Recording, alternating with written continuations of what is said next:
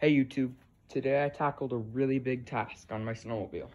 This morning I went to plug in the quick connect for the headlights and it just didn't work. Nothing would come on, not even tail light. So I went through the wiring system and I found that everything was, like all the wiring was just bundled up in this little gob of electrical tape. It was all grounded out.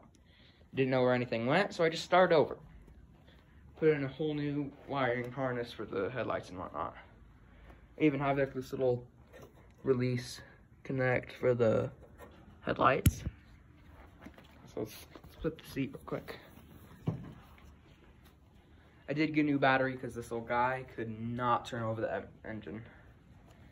We just have this little switch. Turn that on. Boom, we got power.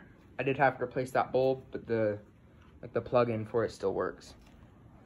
The ground is actually just grounded out on the body. Got power at the front. 54-year-old headlights still work, and good too.